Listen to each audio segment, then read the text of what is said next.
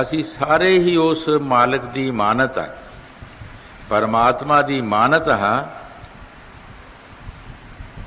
जिसले उसकी मर्जी करती वो अपनी मानत लै जाता है। जिन तुझ भेजिया तिने बुलाया, सुख सहज सेती घर आओ। गुरु साहब जी बाणी फरमाउंदे है, पुरुष जिस परमात्मा ने तैनू इत्थे भेजिया वो ही बुलाने वास्ते आ गया। आओ अपने घर। इसे वास्ते फकीर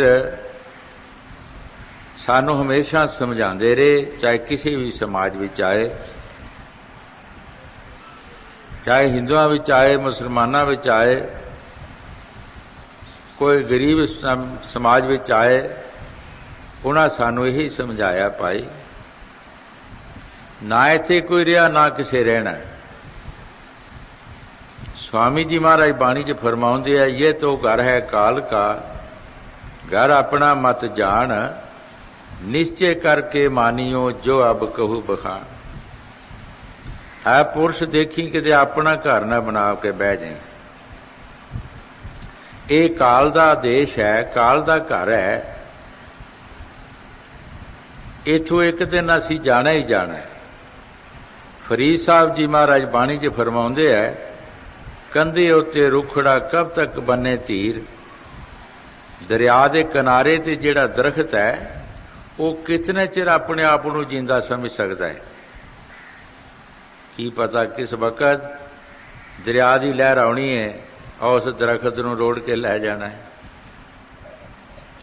असी मौ दरिया के किनारे से सारे बैठे हाँ, की पता किस वक्त मौ दरिया की लहर आउंदी है ते किस जीव नूं लै जांदा है। ये कोई पता नहीं, किहदा दाना पानी मुक जांदा है, किहड़ा इत्थों चले जांदा है।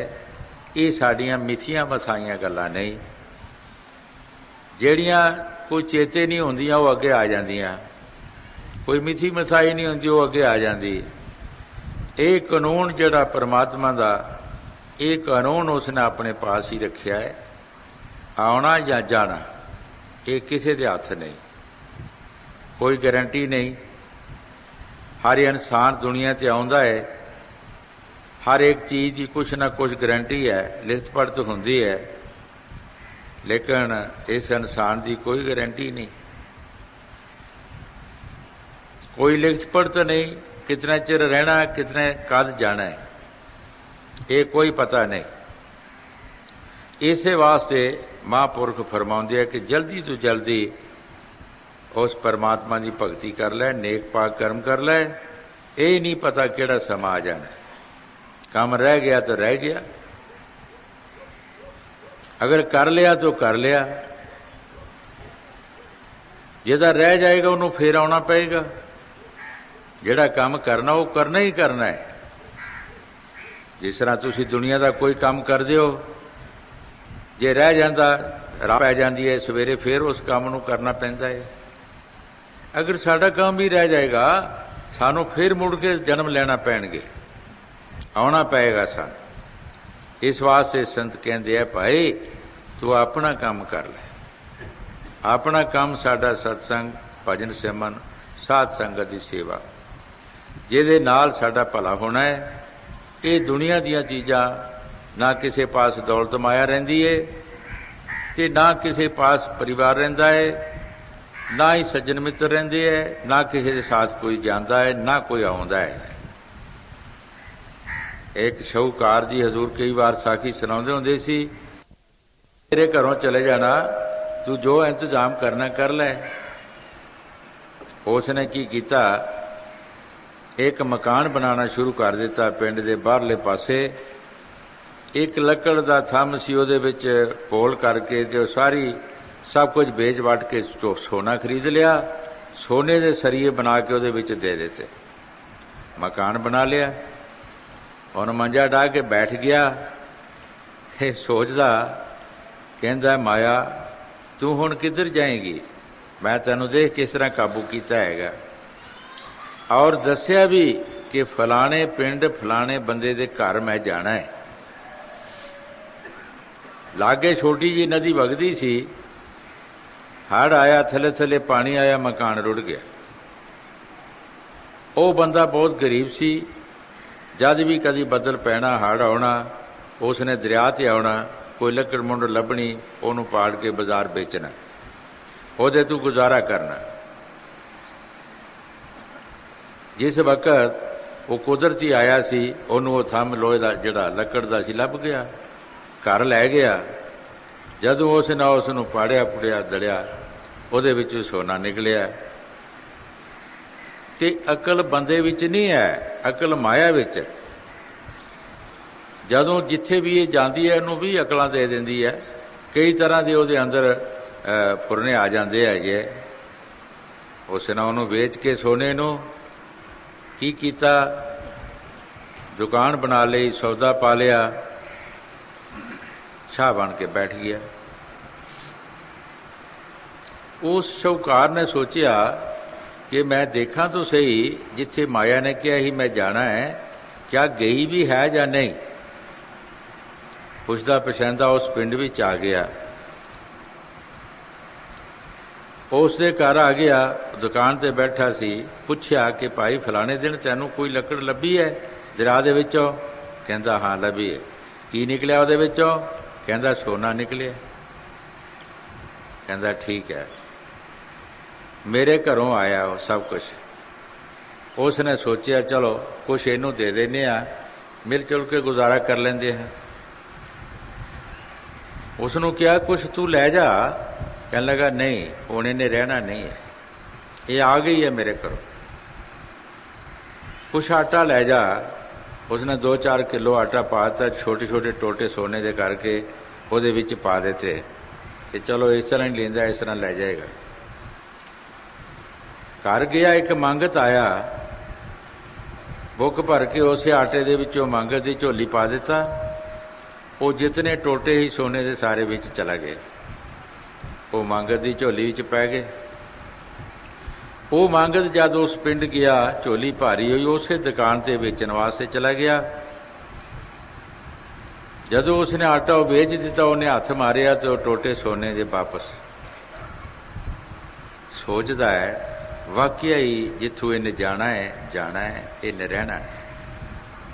ਜਿੱਥੇ ਆਉਣਾ ਉੱਥੇ ਆਉਣਾ ਹੀ ਆਉਣਾ ਹੈਗਾ, ਚਾਹੇ ਜਿਤਨਾ ਵੀ ਮਰਜ਼ੀ ਕੋਈ ਰੋਕੇਗਾ, ਇਹਨੇ ਆਉਣਾ ਜ਼ਰੂਰ ਹੈਗਾ। ਭਾਈ ਇਹ ਹਮੇਸ਼ਾ ਵਾਸਤੇ ਇਸ ਦਾ ਕੰਮ ਕੀ ਹੈ? ਹਰ ਬੰਦੇ ਨੂੰ ਹਸਾਉਣਾ, ਹਰ ਬੰਦੇ ਨੂੰ ਰਵਾਉਣਾ। ਕੋਈ ਦੁਨੀਆ ਦੇ ਵਿੱਚ ਐਸਾ ਬਸ਼ਰ ਨਹੀਂ ਜਿਹੜਾ ਖੁਸ਼ੀ ਨਹੀਂ ਕਰਦਾ, ਕੋਈ ਦੁਨੀਆ 'ਚ ਐਸਾ ਨਹੀਂ ਜਿਹਨੂੰ ਗਮੀ ਨਹੀਂ ਆਉਂਦੀ। ਇਸ ਮਾਇਆ ਦਾ ਕੰਮ ਇਹ ਹੈ, ਇਹ ਸਭ ਮਾਇਆ ਹੈ। ਮਾਇਆ ਸਿਰਫ ਪੈਸਿਆਂ ਨੂੰ ਨਹੀਂ ਕਿਹਾ ਜਾਂਦਾ, ਧਰਤੀਆਂ ਵੀ ਮਾਇਆ, ਰਿਸ਼ਤੇਦਾਰ ਵੀ ਮਾਇਆ, ਜਾਇਦਾਦਾਂ ਵੀ ਮਾਇਆ, ਇਹ ਸਭ ਕੁਝ ਮਾਇਆ ਹੈ। ਇਸ ਵਾਸਤੇ ਕਬੀਰ ਸਾਹਿਬ ਜੀ ਮਹਾਰਾਜ ਬਾਣੀ 'ਚ ਫਰਮਾਉਂਦੇ ਹੈ ਕਿ ਜਿਨ੍ਹਾਂ ਦੀ ਲੱਖਾਂ ਦੀ ਤਦਾਇਤ ਪਰਿਵਾਰ ਹੋਇਆ, ਐਂਤ ਸਮੇਂ ਵਾਸਤੇ ਦੀਵਾ ਬੱਤੀ ਜਗਾਉਣ ਵਾਸਤੇ ਉਹਨਾਂ ਦਾ ਕੋਈ ਨਾ ਰਿਹਾ। ਅਗਰ ਅਸੀਂ ਉਹਨਾਂ ਦੇ ਅੱਗੇ ਕੀ ਮਿਸਾਲ ਹੈਗਾ? ਕੁਝ ਵੀ ਨਹੀਂ ਹੈਗੇ, ਅਸੀਂ ਤੇ ਕੁਝ ਵੀ ਨਹੀਂ। ਇਹ ਲੱਖਾਂ ਵਾਲਿਆਂ ਦਾ ਕੁਝ ਨਹੀਂ ਰਿਹਾ। ਹਾਂਜੀ, 1 ਲੱਖ ਪੂਤ 1.25 ਲੱਖ ਨਾਤੀ, ਜਾਰਾਨ ਕਰ ਦਿਆ ਨਬਾਤੀ, ਲੰਕਾ ਸਾ ਕੋਟ ਸਮੁੰਦਰ ਸੀ ਖਾਈ, ਜਾਰਾਨ ਕੀ ਕਬਰ ਨ ਪਾਈ। ਰਾਵਣ ਦੇ ਵਿੱਚ ਇਤਨਾ ਮਾਣ ਸੀ ਕਿ ਉਸ ਦੀ ਲੰਕਾ ਦੇ ਦੁਆਲੇ ਇੱਕ ਬਹੁਤ ਬੜੀ ਉਸਨੇ ਦੀਵਾਰ ਦਿੱਤੀ ਸੀ ਔਰ ਆਸੇ ਪਾਸੇ ਸਮੁੰਦਰ ਸੀ। ਇੰਨਾ ਉਸ ਨੂੰ ਮਾਣ ਸੀ ਕਿ ਮੇਰੇ ਉੱਤੇ ਕੋਈ ਵੀ ਰਾਜਵਾੜਾ ਚੜ੍ਹਾਈ ਨਹੀਂ ਕਰ ਸਕਦਾ, ਮੇਰੇ ਰਾਜ ਵਿੱਚ ਕੋਈ ਨਹੀਂ ਆ ਸਕਦਾ। ਪਰ ਜਦੋਂ ਸਮਾਂ ਆਇਆ, ਉਸੇ ਸਮੁੰਦਰ 'ਚ ਪੁਲ ਬਣ ਗਏ, ਉਸੇ ਸਮੁੰਦਰ 'ਚੋਂ ਫੌਜਾਂ ਲੰਘ ਗਈਆਂ, ਉਸੇ ਲੰਕਾ ਨੂੰ ਅੱਗ ਲਾ ਦਿੱਤੀ, ਜਵਾੜ ਦਿੱਤਾ। ਔਰ ਸਭ ਪਰਿਵਾਰ ਬੜੇ ਬੜੇ ਸੂਰਬੀਰ ਜਿਹੜੇ ਸੀ ਖਤਮ ਹੋ ਗਏ। ਹਾਂਜੀ, लंका सा कोट समुंदर सी आई, जा रावण की कबर न पाई। सोने के महल रुपए के छाजा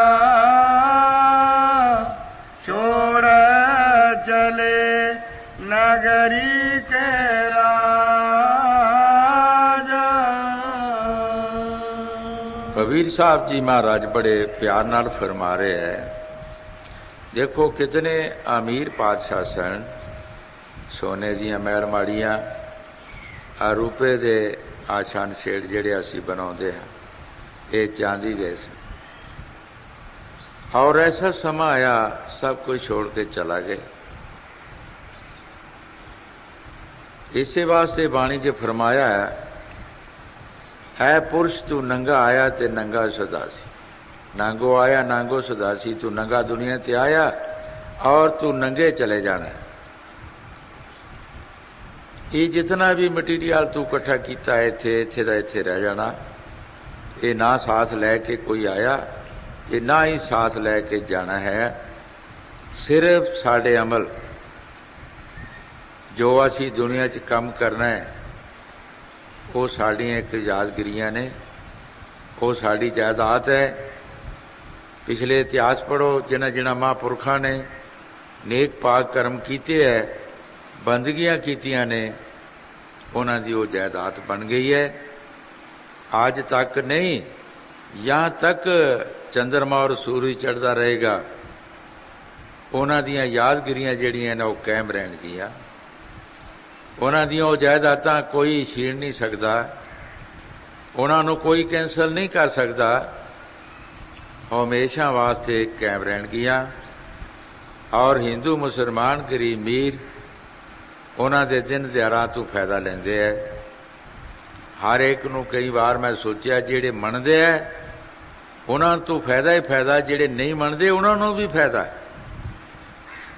जदों भी गौरमेंट उन्हां दे नां ते छुट्टियां करदी है तो हर एक नूं छुट्टी हुंदी है, चाहे कोई समाज मनदा है चाहे कोई समाज नहीं मनदा, फायदा उस नूं भी हुंदा है।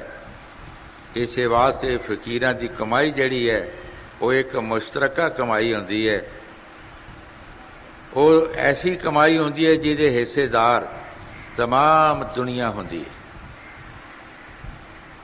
तमाम दुनिया के समाज उन्हां दे हिस्सेदार हुंदे है और सारिआं नूं फायदा मिलता है।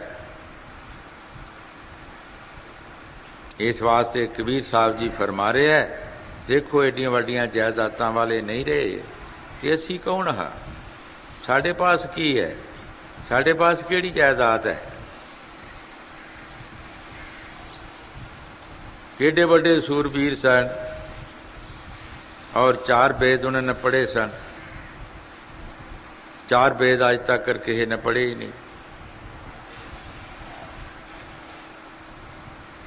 जो कबीर साहब जी महाराज बाणी जी फरमा रहे, क्योंकि संतां दे तजर्बे है, जो कुछ देखते है सो कहते।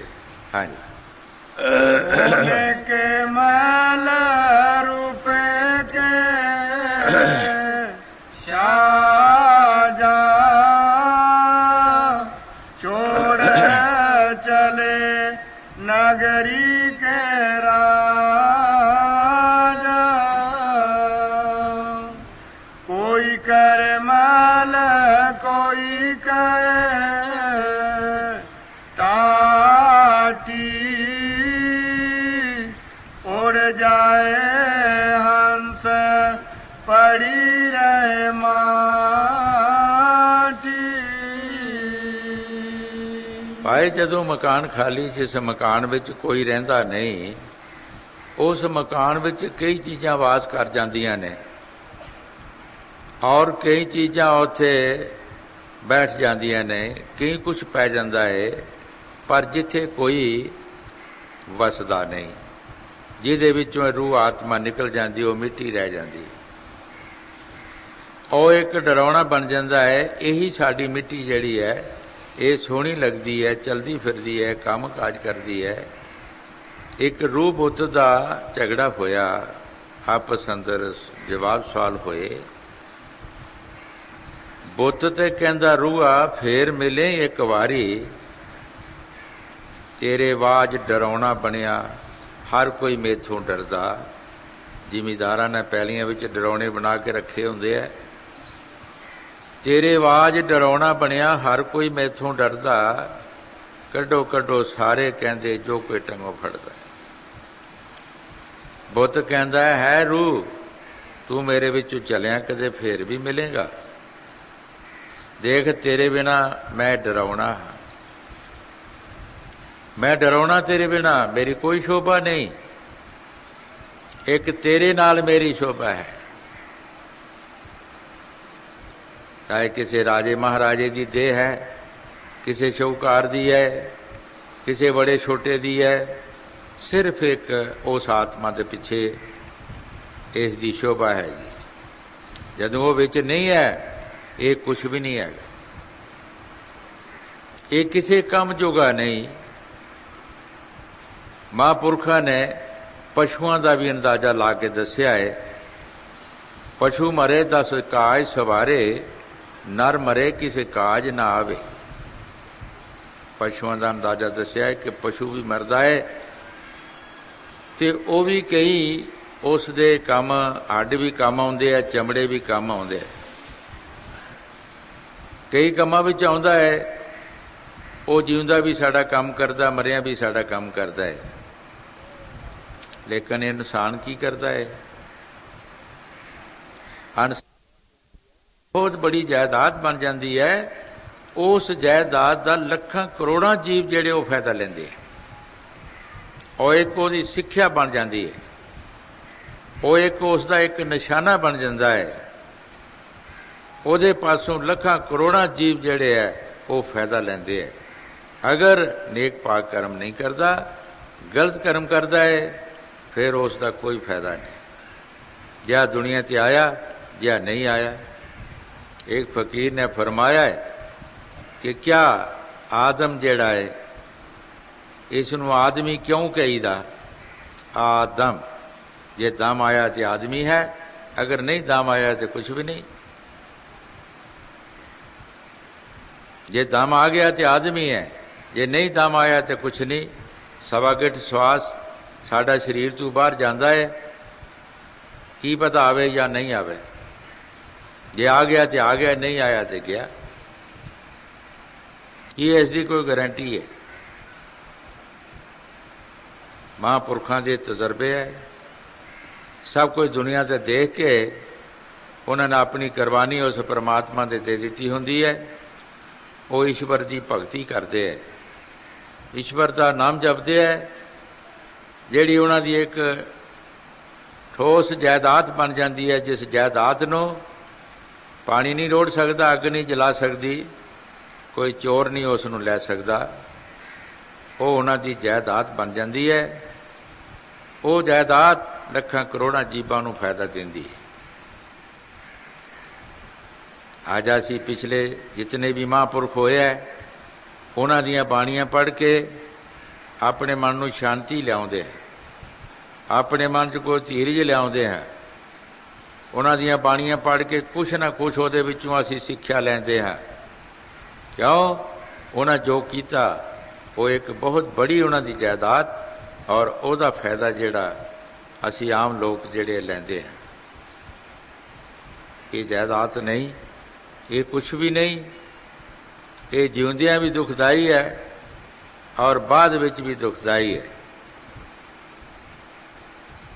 ये जिउंदियां भी दुखदाई और बाद विच भी। सहजो भाई एक इस्त्री हुई है, बहुत ही उन्होंने बंदगी की है। उन्हें भी अंदाजा लाया दुनिया का कि क्या ये दुनिया दुखी है या सुखी है। ਜਦੋਂ ਦੇਖਿਆ ਬੜੇ ਬੜੇ ਧਨਾੜ ਲੋਕ ਸਨ ਜਿਹੜੇ, ਉਹਨਾਂ ਵੱਲ ਦੇਖਿਆ ਤੇ ਦੁਖੀਏ ਨਜ਼ਰ ਆਏ। ਉਹਦੇ ਵਿਚਲਾ ਮੇਲ ਸੀ ਜਿਹੜੇ, ਉਹ ਵੀ ਦੇਖੇ ਤੇ ਉਹ ਵੀ ਦੁਖੀਆ ਨਜ਼ਰ ਆਏ। ਸਾਧ ਮਤ ਜਿਹੜਾ ਸੀ ਉਹ ਵੀ ਦੇਖਿਆ ਤੇ ਉਹ ਵੀ ਦੁਖੀਏ ਨਜ਼ਰ ਆਏ। ਸਹਿਜੋ ਬਾਈ ਨੇ ਬੜੇ ਪਿਆਰ ਨਾਲ ਫਰਮਾਇਆ ਹੈ, ਤਨ ਵਹਿੰਤੇ ਅਤੀ ਦੁਖੀ ਨਿਰਜਨ ਦੁੱਖ ਕਾ ਰੂਪ, ਸਾਧ ਸੁਖੀ ਸਹਿਜੋ ਕੇ ਪਾਇਆ ਭੇਦ ਅਨੂਪ। ਸਾਧ ਕੌਣ ਸੁਖੀ ਹੈ? ਜਿਸ ਨੇ ਮਾਲਕ ਦਾ ਭੇਦ ਪਾ ਲਿਆ। ਇਹ ਤਾਂ ਅਸੀਂ ਡਰੈਸ ਬਣਾ ਲਏ, ਕਾਲੇ ਪੀਲੇ ਕੱਪੜੇ ਪਾ ਲਏ, ਘਰ ਘਰ ਮੰਗਣਾ ਸ਼ੁਰੂ ਕਰ ਦਿੱਤਾ। ਕੋਈ ਭਜਨ ਨਹੀਂ, ਬੰਦਗੀ ਨਹੀਂ, ਕੋਈ ਪਿਆਰ ਨਹੀਂ। ਉਸ ਮਨ ਦੇ ਕੰਟਰੋਲ ਵਿੱਚ ਬੈਠ ਕੇ ਦਿਨ ਰਾਤ ਅਸੀਂ ਜਲਣਾ ਸ਼ੁਰੂ ਕਰ ਦਿੱਤਾ। ਸੁੱਖ ਨਹੀਂ ਮਿਲਿਆ। ਜਿਸ ਨੇ ਉਸ ਮਾਲਕ ਦਾ ਭੇਦ ਪਾ ਲਿਆ ਉਹ ਕੁਝ ਸੁਖੀਆ ਹੋ ਗਿਆ, ਉਹ ਸੁੱਖ ਲੈ ਗਿਆ, ਬਾਕੀ ਨਹੀਂ। ਧਨਵੰਤੇ ਵੀ ਜਿਹੜੇ ਹੈ ਉਹ ਅਤੀ ਦੁਖੀ ਦੱਸਿਆ। ਨਿਰਧਨ ਜਿਹੜੇ ਉਸ ਧਨ ਨੂੰ ਮੰਗਣਾ ਚਾਹੁੰਦੇ ਆ ਕਿ ਸਾਡੇ ਪਾਸ ਇਹ ਚੀਜ਼ ਆ ਜਾਏ। ਜਿਹਨੂੰ ਨਹੀਂ ਮਿਲਦੀ ਉਹ ਵੀ ਦੁਖੀਆ ਹੁੰਦਾ ਹੈ, ਉਹ ਮਿਲਦੀ ਨਹੀਂ, ਕਿਉਂ ਮਿਲਣੀ ਵੀ ਕਰਮ ਅਨੁਸਾਰ ਹੈ। ਮਹਾਂਪੁਰਖ ਜਦ ਵੀ ਦੁਨੀਆ ਤੇ ਆਉਂਦੇ ਹੈ, ਦੁਨੀਆ ਦਾ ਜਾਇਜ਼ਾ ਲਾ ਕੇ ਦੇਖ ਕੇ ਕਿ ਕਿਆ ਸੁੱਖ ਕਿਹੜੇ ਕੰਮ ਦੇ ਵਿੱਚ ਹੈ। ਨਾਨਕ ਦੁਖੀਆ ਸਭ ਸੰਸਾਰ, ਸੋ ਸੁਖੀਆ ਜੋ ਨਾਮ ਹੁਦਾਰ। ਉਹਨਾਂ ਸਾਰਾ ਅੰਦਾਜ਼ਾ ਲਾ ਕੇ ਦੱਸਿਆ ਹੈ ਕਿ ਸਾਰਾ ਹੀ ਸੰਸਾਰ ਦੁਖੀਆ ਹੈ। ਵਿੱਚੇ ਰਾਜੇ ਮਹਾਰਾਜੇ ਆ ਗਏ, ਸ਼ਾਹੂਕਾਰ ਸੇਠ ਆ ਗਏ, ਘਰੇ ਹੀ ਮੀਰ ਇਸਤਰੀ ਪੁਰਸ਼ ਵਿੱਚ ਆ ਗਏ। ਉਹਨਾਂ ਕਿਸੇ ਦਾ ਲਿਹਾਜ਼ ਨਹੀਂ ਕੀਤਾ, ਕਿਉਂ? ਜੋ ਦੇਖਿਆ ਸੋ ਦੱਸ ਦਿੱਤਾ। ਕੌਣ ਸੁਖੀ ਹੈ? ਜੋ ਨਾਮ ਜਪਦਾ ਹੈ।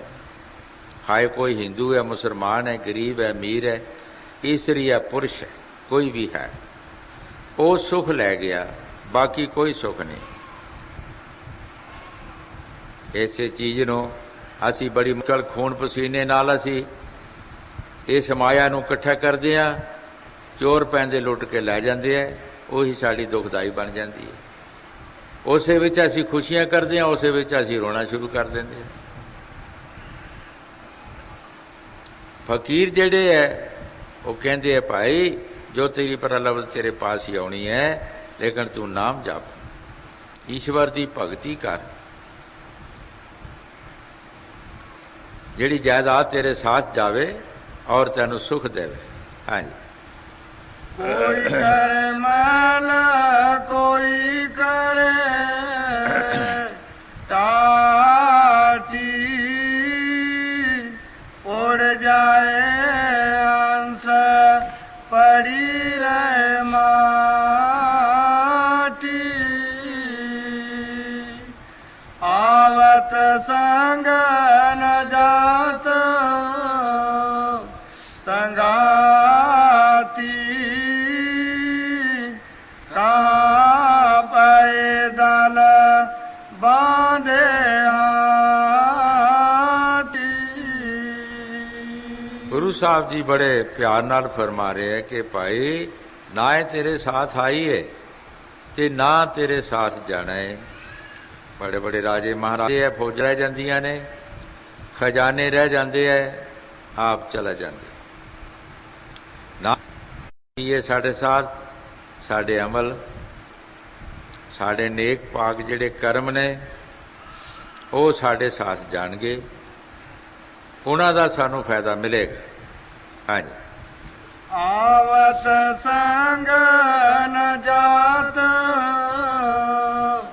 ਸੰਗਾਤੀ, ਕਹਾਂ ਪੈਦਲ ਬਾਂਧੇ ਹਾਥੀ, ਕਹੇ ਕਬੀਰ ਅੰਤ ਕੀ ਵਾਰੀ, ਹਾਥ ਚਾੜ ਜੋ ਚਲਾ ਜਵਾਰੀ। ਕਬੀਰ ਸਾਹਿਬ ਜੀ ਮਹਾਰਾਜ ਬੜੇ ਪਿਆਰ ਨਾਲ ਫਰਮਾ ਰਹੇ ਹੈ, ਐ ਕਬੀਰ ਅੰਤ ਕੀ ਵਾਰੀ, जद इसका इंत समान है जैसा एक जुआरी जुआ खेल के अपनी सारी माया रा दिंदा है, हथ झाड़ के चला जाता है। यही हालत ऐ पुरुष तेरी हो जाएगी। जद तेरा इंत समा आएगा, कोई तेरा अच्छा कर्म नहीं होएगा, तू इथों दुनिया तो रोंदा जाएगा।